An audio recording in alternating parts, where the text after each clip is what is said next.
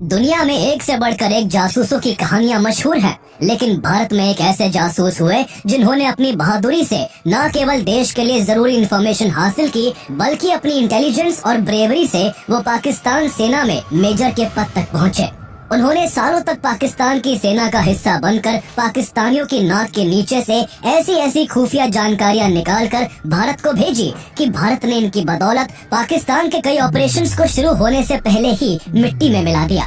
उनकी छिपकर काम करने और पहचान बदलने की क्षमता का अंदाजा इसी बात से लगाया जा सकता है कि उन्होंने पाकिस्तान की एक लड़की से शादी कर वही अपना घर बसा लिया, लेकिन फिर भी किसी को अपनी असली पहचान की भनक तक नहीं लगने दी।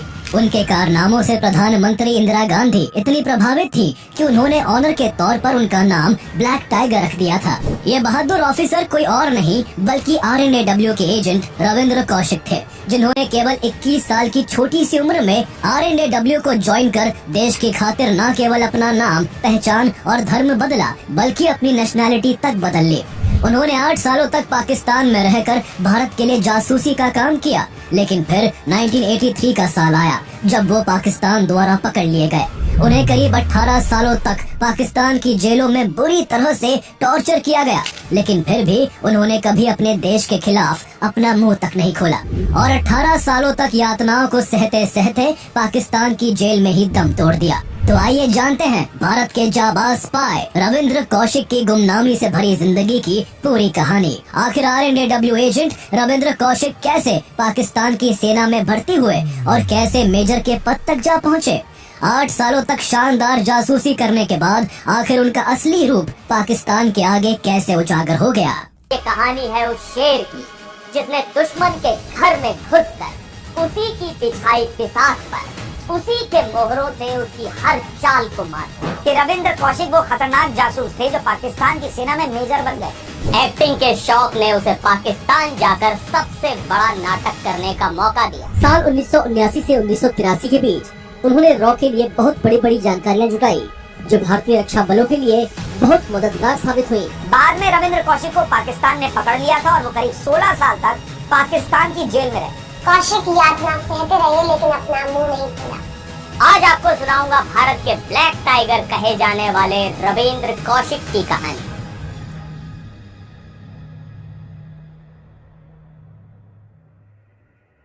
रविंद्र कौशिक का जन्म 11 अप्रैल 1952 को राजस्थान के श्री गंगानगर जिले में एक पंजाबी परिवार में हुआ था। उनके पिता JM कौशिक एयरफोर्स ऑफिसर थे, इसलिए उनका बचपन ऐसे माहौल में बीता जहां देश पर मर मिटने की चर्चा हर रोज की बात थी। इसका असर रविंद्र कौशिक पर भी हुआ और उनके अंदर भी देशभक्ति की भावना कूट कूट कर भर गई। रविंद्र जब मात्र 13 साल के थे तभी 1965 में भारत और पाकिस्तान के बीच भयंकर युद्ध छिड़ गया। चूँकि उनका गांव भारत पाकिस्तान बॉर्डर के काफी नजदीक था और उनके पिता एयरफोर्स में थे, इसलिए उन्हें इस युद्ध के बारे में काफी कुछ जानने को मिला। 6 साल बाद 1971 में जब वो अपनी इंटरमीडिएट की पढ़ाई खत्म कर चुके थे, तब भारत और पाकिस्तान के बीच एक और युद्ध लड़ा गया, जिसमें भारतीय सेना के आगे पाकिस्तान की सेना को बुरी हार का सामना करना पड़ा। इन दो जंगों ने उनके जीवन पर गहरा प्रभाव डाला और कहीं न कहीं उनके अंदर भी देश के लिए कुछ कर गुजरने की भावना पनपने लगी। लेकिन उम्र का दायरा अभी इतना नहीं बड़ा था कि वो अपने अंदर के इमोशंस को कोई दिशा देकर देश के लिए कुछ कर पाते। उन्होंने आगे की पढ़ाई जारी रखते हुए अपने शहर के ही SD बिहानी PG कॉलेज से BCom करने के लिए एडमिशन ले लिया। पढ़ाई के दौरान उन्हें एक्टिंग और डिबेट में काफी इंटरेस्ट आने लगा और उन्होंने अपने कॉलेज का थिएटर ग्रुप ज्वाइन कर लिया। उन्हें रंगमंच इतना भाया कि जब भी कॉलेज में या कॉलेज के बाहर किसी भी नाटक का आयोजन किया जाता, उसमें वो जरूर पार्टिसिपेट करते। उनकी पर्सनालिटी और उनका अंदाज भी काफी शानदार था। उनके साथ ही उनकी तुलना अक्सर बॉलीवुड एक्टर विनोद खन्ना से करते थे।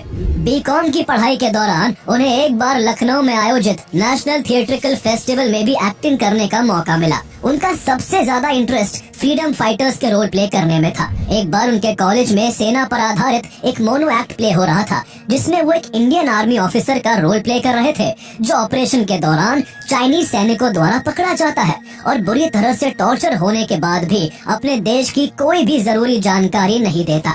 वो अपने रोल में पूरी तरह से डूब चुके थे। उनका अभिनय इतना जबरदस्त था कि किसी की भी आंखें एक सेकंड के लिए भी उनसे हट नहीं पा रही थी। नियति उस दिन एक कहानी लिखने वाली थी। संयोग से प्ले देखने वालों में उस समय सीक्रेट ऑपरेशन को संभाल रहे कुछ RNDW के अधिकारी भी मौजूद थे, जिन्हें रविंद्र कौशिक का परफॉर्मेंस इस कदर भाया कि उन्होंने तय कर लिया कि प्ले खत्म होने के बाद वो इस लड़के को अपने ऑपरेशन से जुड़ने का ऑफर देंगे। ये वो वक्त था जब RNDW पाकिस्तान में अपने एजेंट्स को भेजकर भारत के खिलाफ हो रही खुफिया जानकारियों को इकट्ठा करके भारत को पाकिस्तान से हर मोर्चे पर एक कदम आगे रख रहा था। 1971 वॉर इसका बेस्ट एग्जाम्पल था।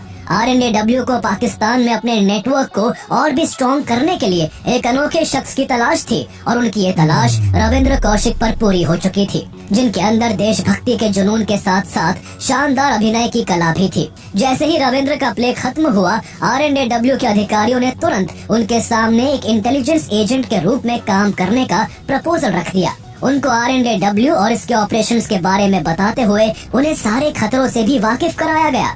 रविंद्र कौशिक को पता था कि अगर वो इस प्रपोजल को एक्सेप्ट करते हैं तो उनकी जिंदगी न केवल हर दम मौत के मुंह में रहेगी, बल्कि उनके जीवन की तरह उनकी कुर्बानी भी गुमनामी की भेंट चढ़ जाएगी। लेकिन शुरू से ही देश के लिए वो कुछ बड़ा करना चाहते थे, इसलिए देश की खातिर वो पल भर में अपना सब कुछ दांव पर लगाने को तैयार हो गए और बिना समय गवाए इसके लिए तुरंत हाँ कर दी।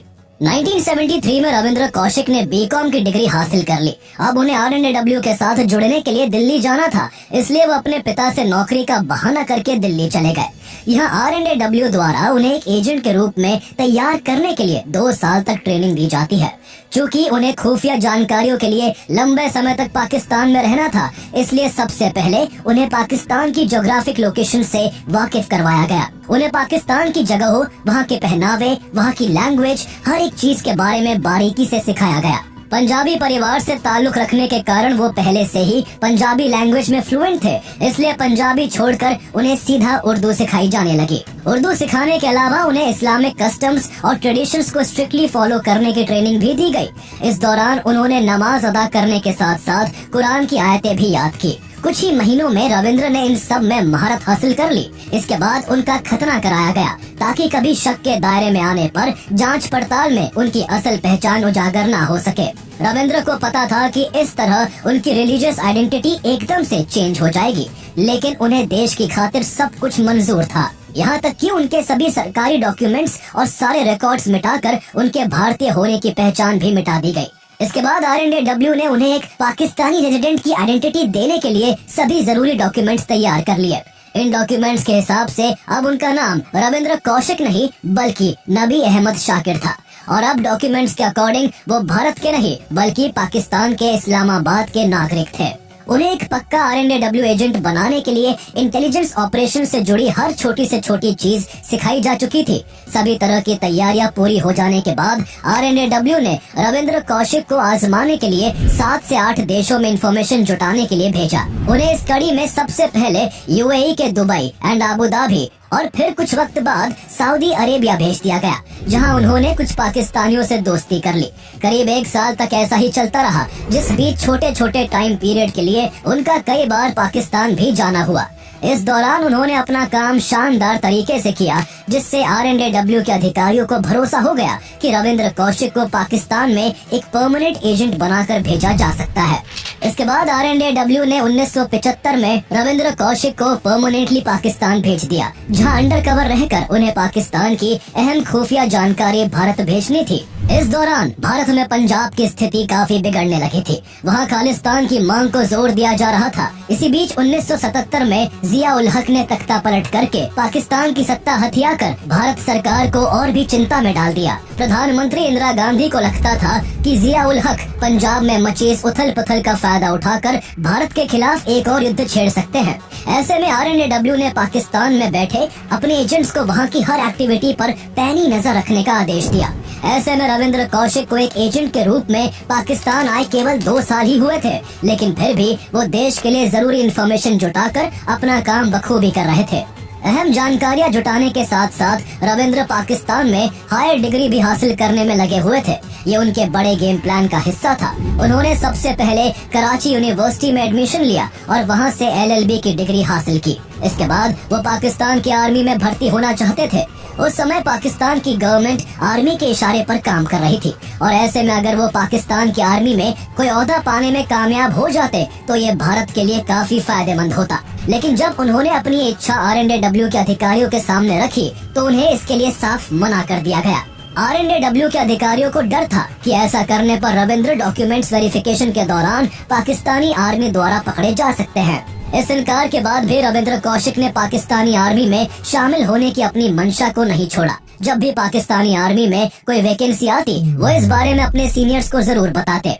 ऐसे में एक बार पाकिस्तानी मिलिट्री के अकाउंट्स डिपार्टमेंट में वैकेंसी निकली और इस बार उन्हें RNAW की तरफ से इसमें अप्लाई करने की परमिशन दे दी गई। ये उनकी काबिलियत ही थी कि वो इस एग्जाम में पहली बार में ही पास हो गए। एग्जाम में सफल होने के बाद उन्हें पाकिस्तानी आर्मी में कमीशन ऑफिसर के रूप में पोस्टिंग मिली। उन्हें पाकिस्तानी सेना के अकाउंट्स डिपार्टमेंट में नौकरी मिलने के कारण भारत को पाकिस्तान की काफी इम्पोर्टेंट सीक्रेट इंफॉर्मेशन मिलने लगी थी। इस दौरान उन्होंने पाकिस्तानी सेना की टुकड़ियों की मूवमेंट्स, प्रमुख अधिकारियों की पोस्टिंग और वॉर मटेरियल से भरी ट्रेन्स की मूवमेंट समेत तमाम जरूरी जानकारियां भारत भेजी। उस समय आज के बराबर डेवलप्ड कम्युनिकेशन सिस्टम नहीं थे, जिससे दूसरे देशों में काम कर रहे अंडरकवर एजेंट्स का काम बहुत ही जोखिम भरा होता था। रविंद्र कौशिक को भी अपनी इंटेल भारत पहुंचाने के लिए पोस्टल सिस्टम का सहारा लेना पड़ता। वो सबसे पहले जुटाई गई सभी इंफॉर्मेशंस को इनविजिबल इंक से लिखते, फिर उसे लेटर का रूप देकर पहले कुवैत या दुबई भेजते, जहां से इंडियन एजेंट इसे भारत तक पहुंचाते थे। ऐसे में उनके द्वारा भेजी गई इंफॉर्मेशंस को भारत तक पहुंचने में कभी हफ्ते तो कभी कभी महीने लग जाया करते थे। इतने जोखिम भरे काम के कारण उनके काम में पकड़े जाने का हमेशा खतरा बना रहता था। इसलिए वो शक के दायरे से दूर रहने के लिए पाकिस्तानी सोसाइटी में भी काफी घुल मिलकर रहते थे। उनकी एक्टिंग स्किल्स ने उनका सबसे ज्यादा साथ दिया। उन्होंने ऐसा नकाब ओढ़ रखा था जिसके पीछे की असली पहचान को कोई भांप नहीं पाता था। उन्होंने अपने अच्छे व्यवहार और काम से कुछ ही दिनों में अपने डिपार्टमेंट के कोवर्कर्स का भरोसा भी जीत लिया था। अपनी पाकिस्तानी पहचान को और भी मजबूत करने के लिए उन्होंने अपने डिपार्टमेंट के एक टेलर की बेटी अमानत नबी से शादी कर ली, जिससे उन्हें एक बेटा भी हुआ जिसका उन्होंने अरीब नाम रखा। पूरा एक परिवार बसाने के बाद भी उन्होंने इतनी सतर्कता बरती कि उन्होंने अपनी पत्नी और बेटे को भी अपनी असली पहचान की भनक तक नहीं लगने दी। इस तरह उन्होंने परिवार को कभी भी अपने काम के आड़े नहीं आने दिया। भारत के लिए एक एजेंट के रूप में अपनी जिम्मेदारी बखूबी निभाने के साथ साथ वो अपने शानदार कामों से पाकिस्तानी आर्मी के अधिकारियों का भी दिल जीतने में कामयाब हो रहे थे। कुछ ही सालों में उनके शानदार कामों को देखते हुए उन्हें पाकिस्तानी आर्मी में प्रमोशन मिला और वो मेजर के पद पर प्रमोट कर दिए गए। पाकिस्तान की आर्मी में उनका मेजर बनना भारतीय इंटेलिजेंस के लिए एक बड़ी अपॉर्चुनिटी लेकर आया था। मेजर होने की वजह से उनका अक्सर पाकिस्तान के हायर रैंक ऑफिसर्स और कभी कभी पाकिस्तानी इंटेलिजेंस एजेंसी ISI के लोगों से मिलना जुलना होने लगा। रविंद्र कौशिक को अब पाकिस्तानी आर्मी के अंदर की टॉप सीक्रेट इंफॉर्मेशंस और हर सीक्रेट मूवमेंट के बारे में पता चल जाता, जिन्हें वो बड़ी चालाकी से RNAW को फॉरवर्ड कर देते। उन्हें कई बार भारत के खिलाफ पाकिस्तान द्वारा चलाए जा रहे कोवर्ट ऑपरेशंस की जानकारी हाथ लगी। उनके इंटेल के कारण भारत ने कई बार पाकिस्तान के घुसपैठ को नाकाम किया। पाकिस्तानी घुसपैठियों ने कई बार राजस्थान बॉर्डर के रास्ते भारत में घुसने की कोशिश की थी, लेकिन हर बार रविंद्र कौशिक की इंफॉर्मेशन की वजह से पाकिस्तान का प्लान फेल हो गया।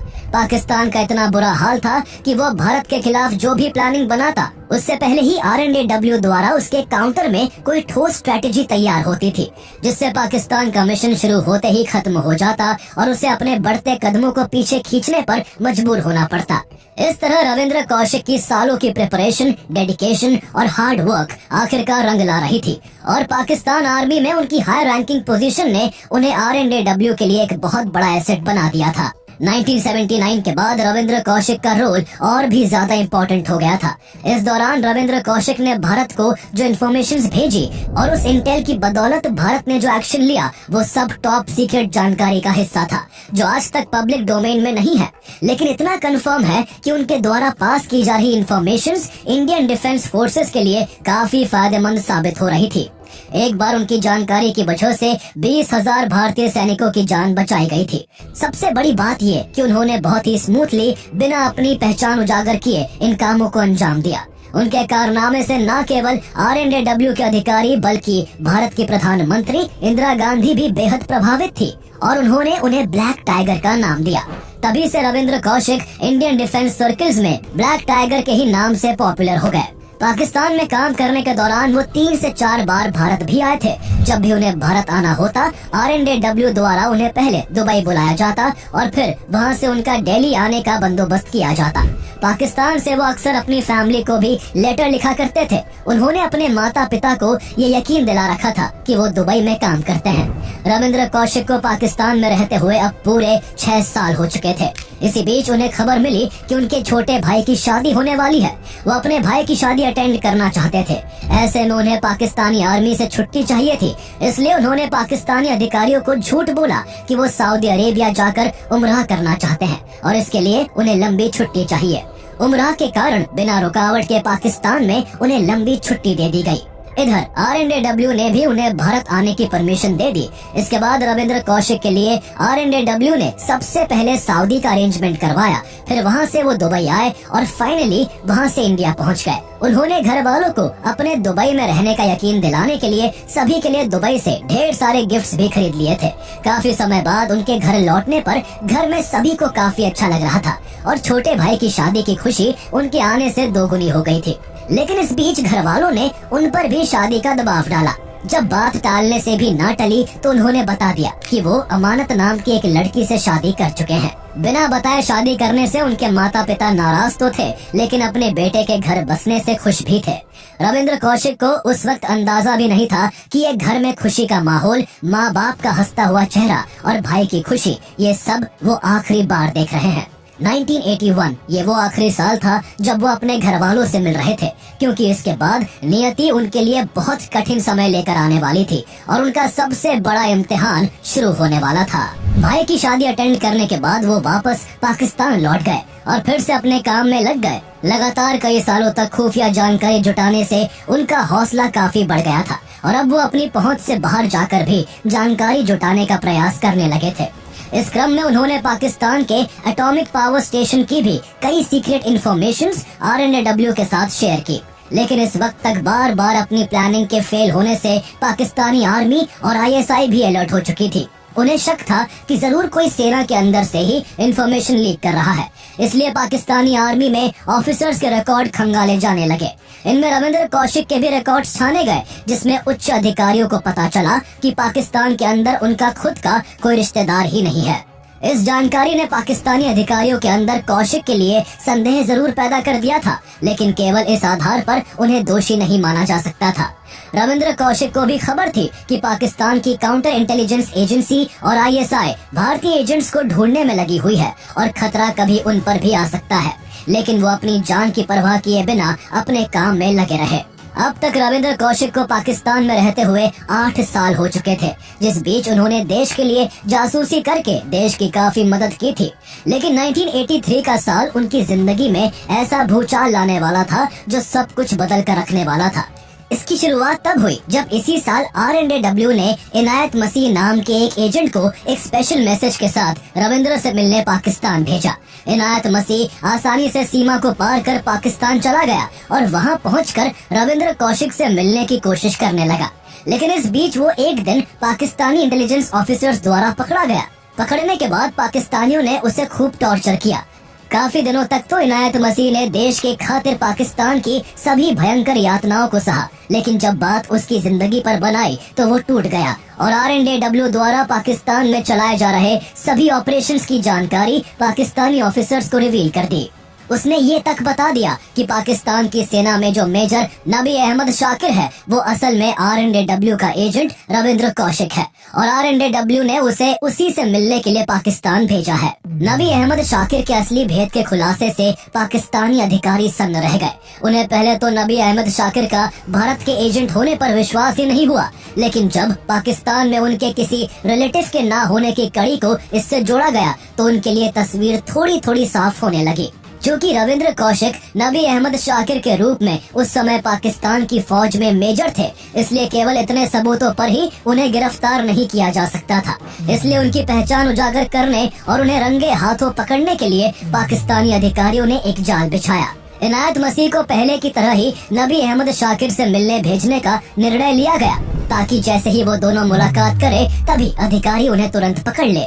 इसके बाद पाकिस्तानियों के चंगुल में फंसे इनायत ने ऐसा ही किया और नबी अहमद शाकिर के पास एक मैसेज भेजकर उन्हें मिलने के लिए एक पार्क में बुलाया। पाकिस्तानियों की प्लानिंग से अनजान रविंद्र कौशिक भी इनायत से मिलने उसी पार्क में चले आए और एक बेंच पर बैठकर बेसब्री से इनायत का इंतजार करने लगे। कुछ ही देर बाद इनायत मसीह भी वहां पहुंच गए। कौशिक आगे के खतरे से अनजान उनसे खुशी खुशी बातचीत करने लगे। पाकिस्तानी अधिकारी जो आसपास छिपकर यहाँ नजर बनाए हुए थे, उन्हें ये सारा नजारा देखकर अब पूरा यकीन हो गया कि नबी अहमद शाकिर पाकिस्तानी सैनिक के भेष में एक RNAW एजेंट ही है। उन्हें गिरफ्तार करने के लिए तुरंत अधिकारियों ने चारों ओर से घेर लिया। रविंद्र भी उन सबको इस तरह देखकर अवाक रह गए, लेकिन उनकी आइडेंटिटी एक्सपोज हो चुकी थी और भारत के लिए जासूसी करने के जुर्म में उन्हें अरेस्ट कर लिया गया। गिरफ्तारी के बाद जल्दी ही उनको पाकिस्तान के सियालकोट की जेल में डाल दिया गया। यहाँ से उनकी जिंदगी नरक के समान हो गई। पाकिस्तानियों ने उन्हें 2 साल तक बुरी तरह से टॉर्चर किया। उन्हें इस कदर मारा गया कि उन्हें कभी कभी लगता कि इससे तो बेहतर होता कि उन्हें मौत गले लगा लेती। कभी उन्हें पीटा जाता, कभी बर्फ की सीली पर लिटाकर तड़पाया जाता, तो कभी छोटी से बंद अंधेरी जगह में रखा जाता। कभी उन्हें पर्याप्त खाना नहीं दिया गया, तो कभी पानी तक के लिए उन्हें तरसाया गया। पाकिस्तानियों ने उन पर हर जुल्म किया ताकि वो टूट जाए और अपना मुंह खोल दे, लेकिन इतने कष्टों के बावजूद भी वो टूटे नहीं। इसके बाद उन्हें ये तक लालच दिया गया कि अगर उन्होंने भारतीय फौज से जुड़ी गोपनीय जानकारी दे दी तो उन्हें रिहा कर दिया जाएगा। लेकिन उनमें देशभक्ति इस कदर कूट कूट कर भरी थी कि न तो उन्हें कोई दुख तोड़ सका और न ही जीने का मोह उनके फैसले को बदल सका। उन्हें हर सजा, हर कष्ट, हर यातना मंजूर थी, लेकिन देश से गद्दारी करना उन्हें किसी भी कीमत पर गवारा नहीं था। पाकिस्तानियों की उम्मीदों पर पानी फेरते हुए उन्होंने अपना मुंह नहीं खोला और देश से जुड़ी कोई भी खुफिया जानकारी नहीं दी। उनके खिलाफ केस चला और 1985 में उन्हें मौत की सजा देते हुए फांसी की सजा सुना दी गई। लेकिन आगे चलकर पाकिस्तानी सुप्रीम कोर्ट ने उनकी सजा को लाइफ इम्प्रिजनमेंट में बदल दिया।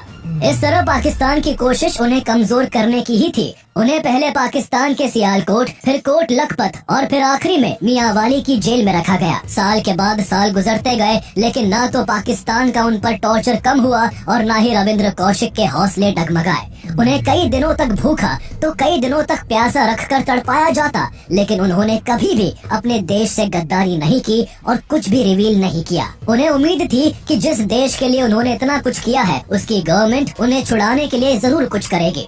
इससे पहले भी भारत और पाकिस्तान म्यूचुअल अंडरस्टैंडिंग के जरिए एक दूसरे के कई एजेंट्स को रिहा कर चुके थे, लेकिन रविंद्र के केस में काफी सालों तक ऐसा कुछ नहीं हुआ। तब उन्होंने किसी तरह छुपते छुपाते ही जेल से अपने परिवार वालों के पास लेटर भेजना शुरू किया। लेटर के जरिए उनकी फैमिली को पहली बार पता चला कि रविंद्र कौशिक पाकिस्तान की जेल में बंद है और वो दुबई में नहीं बल्कि देश के खाते एक एजेंट के रूप में 8 सालों से अपनी असली पहचान छिपाकर पाकिस्तान में रह रहे थे। इसके बाद उनके घर वालों ने उन्हें छुड़ाने के लिए इंडियन गवर्नमेंट के सामने काफी गुहार लगाई, लेकिन कोई फायदा नहीं हो सका। इससे उनके पिता को गहरा सदमा लगा और कुछ ही दिनों के बाद हार्ट अटैक के कारण उनकी मौत हो गई। उनके द्वारा लगातार भेजे जा रहे लेटर से उनके बारे में भारत में भी लोगों को पता चलने लगा था। इंडियन गवर्नमेंट उन्हें छुड़ाने के लिए कोई प्रयास नहीं कर रही थी, इसलिए रविंद्र को लगने लगा था कि उनके ही देश ने उन्हें त्याग दिया है। इसलिए उन्होंने एक लेटर में कुछ ऐसा लिखा जिसे पढ़कर कोई भी भावुक हो जाता। उन्होंने लिखा कि क्या भारत जैसे बड़े देश के लिए कुर्बानी देने वालों को यही मिलता है। करीब 18 सालों तक वो जेल में जिंदगी और मौत के बीच जूझते रहे। इस बीच पाकिस्तान की ब्रुटैलिटी से उनकी हेल्थ काफी खराब हो गई थी और उन्हें ट्यूबरकुलोसिस और हार्ट डिजीजेस जैसी गंभीर बीमारियों ने जकड़ लिया था। उनके परिवार ने उनका इलाज करवाने के लिए इंडियन गवर्नमेंट से गुहार लगाई, लेकिन सरकार ने कुछ नहीं किया। इसके बाद उन्होंने एक और पत्र लिखा कि अगर मैं एक अमेरिकी होता तो 3 दिनों में ही मुझे छुड़वा लिया जाता। इस लेटर के 3 दिन बाद ही बेहतर ट्रीटमेंट न मिलने के कारण रविंद्र कौशिक ने नवंबर 2001 में पाकिस्तान की सेंट्रल जेल मियांवाली में दुनिया को अलविदा कह दिया। सबसे बड़े दुख की बात ये थी कि देश के लिए अपना सर्वस्व न्यौछावर कर देने वाले रविंद्र कौशिक की डेड बॉडी को भी भारत नहीं लाया गया। उनके शव को पाकिस्तान के मुल्तान की ही एक जेल में दफना दिया गया। उनके परिवार के लिए सबसे दुखद यह था कि इंडियन गवर्नमेंट ने उन्हें कभी भी इंडियन होना स्वीकार ही नहीं किया। रविंद्र कौशिक के छोटे भाई ने एक इंटरव्यू में कहा था कि वो सरकार से कोई फाइनेंशियल हेल्प नहीं चाहते, बस सरकार देश की सुरक्षा में दिए गए रविंद्र कौशिक के कंट्रीब्यूशंस को रिकॉग्नाइज कर ले। उनके छोटे भाई ने ये भी कहा कि जब यूनिफॉर्म वाले जवानों को इतना ऑनर दिया जाता है तो फिर देश के लिए अपना सब कुछ छोड़कर दुश्मन देश में अंडरकवर ऑपरेशन को अंजाम देने वाले लोगों को वो सम्मान क्यों नहीं मिलता। लेकिन दुनिया का यही कड़वा सच है कि पकड़े जाने के बाद एक स्पाई का कोई वतन नहीं होता। वो जिस देश के लिए अपनी जिंदगी तक कुर्बान कर देता है उसको अपने उसी देश की पहचान तक नसीब नहीं होती। हालांकि कई सालों के बाद सरकार ने उनके परिवार को पेंशन के रूप में पहले हर महीने 500 और फिर 2000 रुपए भेजने शुरू किए। यह सिलसिला उनकी मां अमला देवी के जिंदा रहने तक चलता रहा, लेकिन उनकी डेथ के बाद इस पेंशन को भी बंद कर दिया गया। डिप्लोमेटिक कारणों से सरकार ने तो कभी रविंद्र कौशिक को ऑफिशियली कबूल नहीं किया, लेकिन रविंद्र कौशिक के जीवन पर आधारित कई मूवीज बनाई गई, जिसमें रोमियो अकबर वॉल्टर और एक था टाइगर प्रमुख है। जल्द ही द ब्लैक टाइगर नाम से भी एक बायोपिक उन पर बनने वाली है। इस तरह भले ही उन्हें मूवीज, टीवी शोज और मीडिया द्वारा रिकॉग्निशन मिलता रहा हो, पर सच्चाई ये भी है कि अंतिम समय में रविंद्र कौशिक को अपनी मातृभूमि की मिट्टी भी नसीब नहीं हो पाई थी। लेकिन जब जब दुनिया में देश पर मर मिटने वालों का जिक्र होगा, तब तब रविंद्र कौशिक का नाम काफी इज्जत और अदब के साथ लिया जाएगा।